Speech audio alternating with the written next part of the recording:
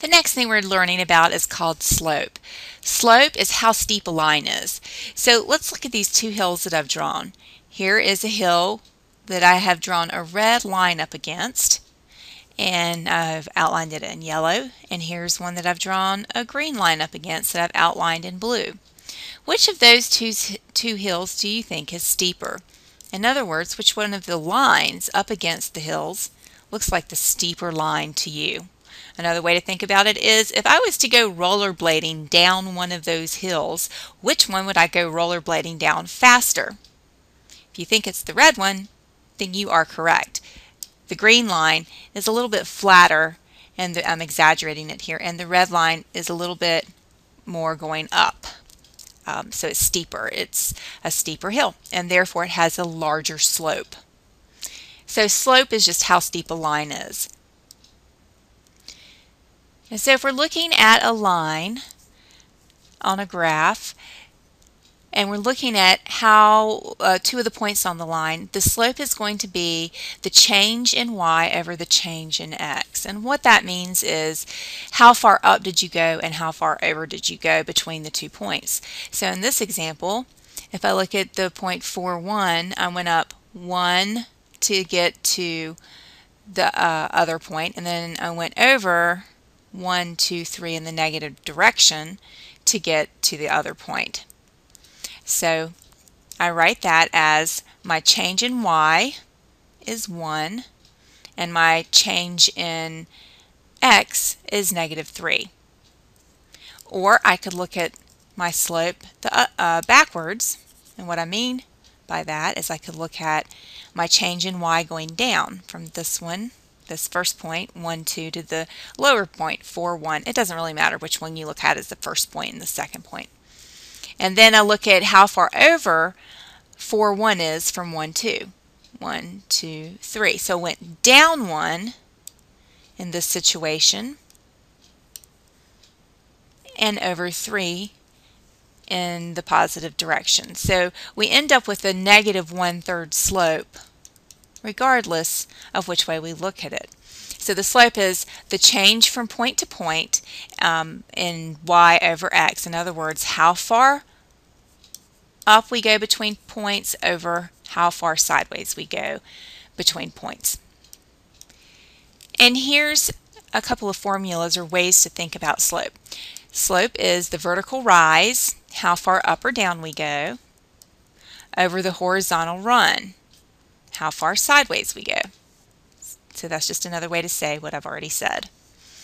And the short phrase that is used to describe slope is rise over run. Rise over run. Again, rise is how far up or down we go between points and how far sideways we go between points on a line. Change of y is the same thing as rise, and change of x is the same thing as run. So the slope of a line is the ratio of the vertical rise to the horizontal run between any 2 points on the line. It's just a complicated way to say what I've already said. So let's look at this example in more detail. I have found 2 points on this line, and of course there's an infinite number of points, but in order for me to find the slope, it's a lot easier if I can find points on this line that are going to give me whole numbers instead of fractions or decimals. Now, as I mentioned, slope is the same thing as what we call rise over run, which is the change in our y's, or how far up or down we go, over the change in our x's, or how far sideways we go. And we actually have a formula for this. And the formula is written here. And m is our variable that stands for slope. So instead of having to write out the word slope every time, we're going to use the letter m, lowercase of course. So our formula for slope is the first y minus the second y over the first x minus the second x. And you'll remember that I said it doesn't really matter which of these two ordered pairs is considered your first ordered pair, but what does matter is when you're working with this formula for slope that this y and this x come from the same ordered pair, and this y and this x come from the same ordered pair. So that's what you want to keep in mind. So let's look at how to solve for slope looking just at the ordered pairs. So let's look first at the change in y's. So if we were just looking at the ordered pairs, 1, 2, and 4, 1, I'm going to subtract my y values. So 2 becomes my y sub 1, and 1 becomes my y sub 2. And that's just distinguishing my y's in the two different ordered pairs. That's the only reason we have a sub 1 and a sub 2, so we know they're not the same y's.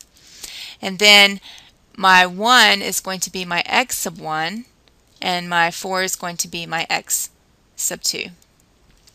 So you can see I have plugged this into my formula. So in the numerator, I subtract my y's. 2 is my y sub 1, and 1 was my y sub 2. 1 was my x sub 1, and 4 was my x sub 2. And you can see with the color code that in blue I have this first ordered pair on top of each other. In pink I have the second ordered pair on top of each other. And what goes in the numerator? The y's or the x's? The y's, right? Rise over run. Rise is your y's. Run are your x's. Okay, so then you just subtract. It's pretty straightforward from there. Or change it, subtraction to addition. You'll often have to do that.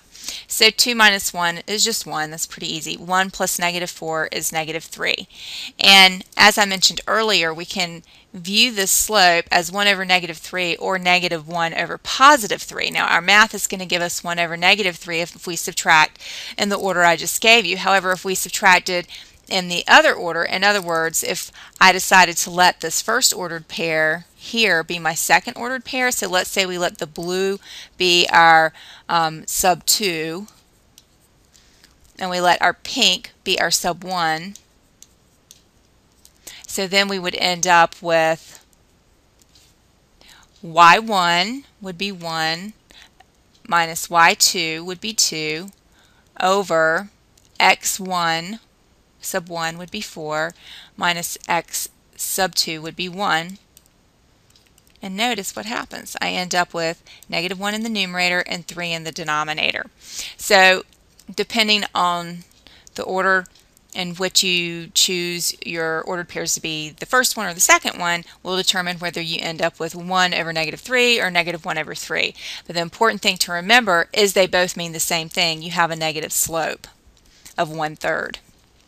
And what that means, again, is when I'm moving from point to point, I'm either going to go down 1 and over 3 in the positive direction, or I'm going to go up 1 and over 3 in the negative direction. That's what that actually means. So let me show you this on my graph. So I'm going to go to the ordered pair 4, 1. And why don't we take this first example here of going down 1 in the negative direction to here, and then over 3, 1, 2, 3 in the positive direction. And this doesn't intersect perfectly. It's just how I graphed it. I didn't get my line quite right, but it would if I was using a computer graph perfectly. Then let's look at this other example where I'm going up 1 and over 3. So this time I'm going to start at the ordered pair 1, 2, and I'm going to move from that ordered pair up 1 and then over 1, 2, 3 in the negative direction. And that would give me another ordered pair. So I could keep doing this forever. I could go down 1 over 3 in the positive direction or up 1 over 3 in the negative direction and come up with as many points as I'd like to for this particular line. Now, when you're finding the slope of a line, this is just for linear equations. So this is not for the parabolas. Remember that funny shape that looks like a U and some of the other graphs that you'll see later. This is just for straight lines. Here's another example. So in this example, I have a slope of 2/3, which means I'm going to rise 2 and go over 3 in the positive direction, or I'm going to go down 2 and over 3 in the negative direction. Okay, so it's important to remember that a negative over a negative equals a positive. We want to be able to write our slope in both ways. So let me show you what I mean. So for going from, say, negative 4, 2 to negative 1, 4, we're moving up 1, 2, and over 1, 2, 3 in the positive direction, up 2 over 3. Now I want to try the other way. So the other way, I'm going to go down 2 and over 3 in the negative direction. So I'll start at this negative 1, comma 4. Let's start there. We're going to go down 2, 1, 2, and then over 3 in the negative direction, 1, 2, 3. So it works either way. Now, again, in this situation, we can also, if we had just been given the ordered pairs, negative 1, 4, and negative 4, 2, we could just use our formula to subtract and figure out our slope if we were just trying to find our slope.